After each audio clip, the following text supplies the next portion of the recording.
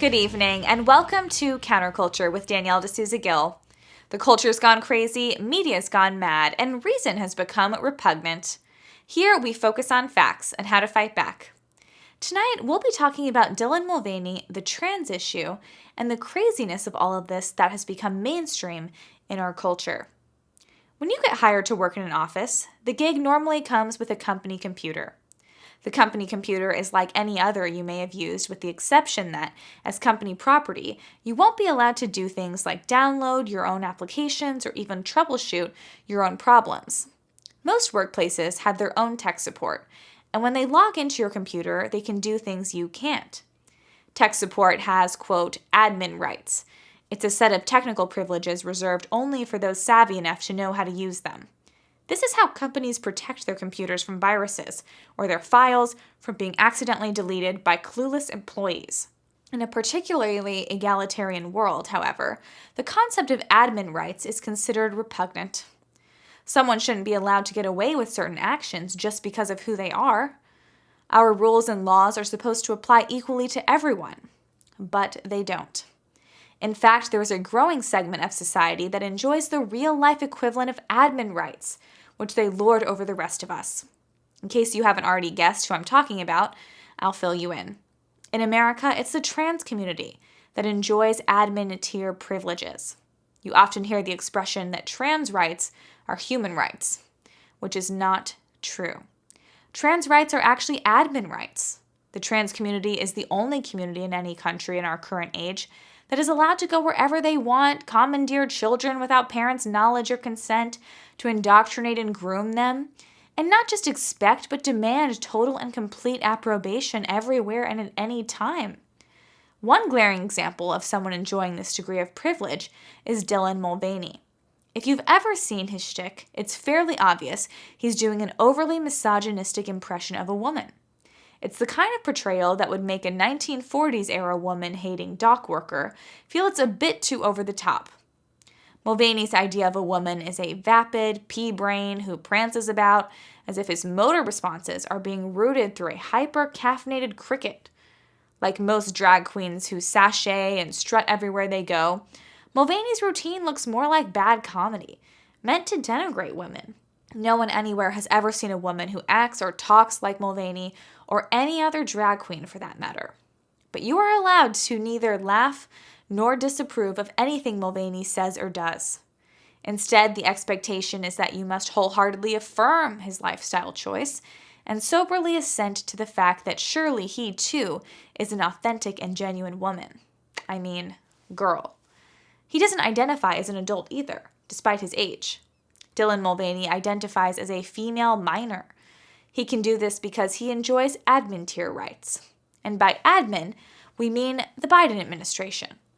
Because Mulvaney is a recognized friend of the Biden White House, having been personally invited by Joe Biden to conduct a face-to-face interview in commemoration of his 222nd day as a girl, with such powerful backing, Mulvaney has gone from being a ridiculous joke to having his way with America, going on Drew Barrymore's show and other national television.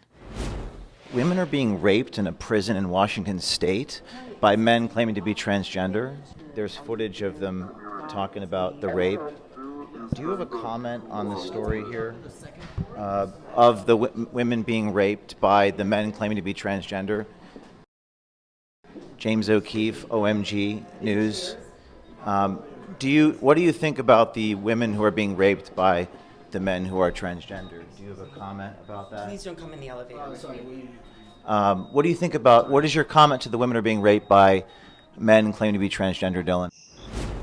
As OMG News has shown, he has no issue with men entering women's spaces, even if that space is a woman's prison, where the men rape the female prisoners.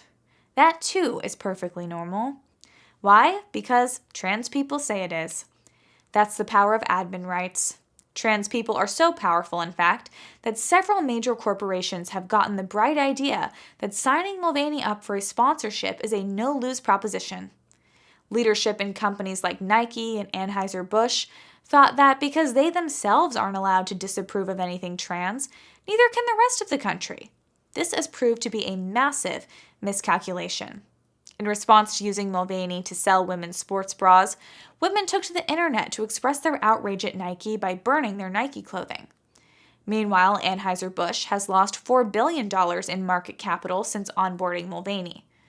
Anheuser-Busch CEO Brendan Whitworth has made a half-hearted attempt at an apology, but fell short because he failed to win back his customer base, having neglected to honestly identify what he did wrong. To admit that giving Mulvaney a sponsor deal was misguided, because most customers don't identify with people who are as dangerously unserious and disturbed as they are insane, would have brought down the wrath of the admin rights community. Imagine being a rich and powerful CEO of a major beer brand who is completely beholden to a 40-pound maniac who grins like a deranged Batman villain. In a normal world, someone like the Whitworths could kick Mulvaney to the curb and do everything necessary to rehabilitate the brand. But in the presence of a trans person, he can't. He's afraid to let Dylan Mulvaney go. The former Marine Corps veteran who did a stint at the CIA is too scared. Think I'm kidding? There have been 2 major instances recently where people have been subjected to public humiliation and abuse by the trans community and the leftist community, and in both cases, the victims have refrained from criticizing their abusers. And no, I'm not just talking about the Nashville shooting. Though the fact that the Biden administration mourns the shooter more than her victims is yet another example of trans rights becoming admin rights. One of the incidents I'm talking about is the automatic disqualification of a 17-year-old Pokemon card player from a tournament. Contestant Makani Tran, and yes, that is his actual last name, did not cheat, he did not engage in any form of violence or intimidation, and there are no social media posts that were dredged up from his past to incriminate him. The reason he was kicked out of the card tournament is because the judge suspected his fervor for the trans cause was insufficiently zealous. After paying $800 for a plane ticket to participate in a major tournament that was live streamed on the internet, Tran was understandably nervous. So when asked his pronouns, his mind blanked and he ended up laughing nervously. It's like a scene out of an old World War II movie where the Allied soldier nervously tries to pass for a German soldier at a checkpoint. Tran's crime was being too inauthentic in his support of trans rights. But that doesn't matter. He only had his own rights. He didn't have trans rights. In public statements since the scandalous disqualification, Makani Tran has gone on record as having no problem with trans people or their imposed pronoun regime. On paper, the official reason for the rule about asking for pronouns was to ensure that all players could feel welcome and accepted. And by all players, they obviously mean trans players.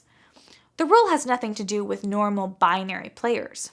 In fact, it's designed to discriminate against them.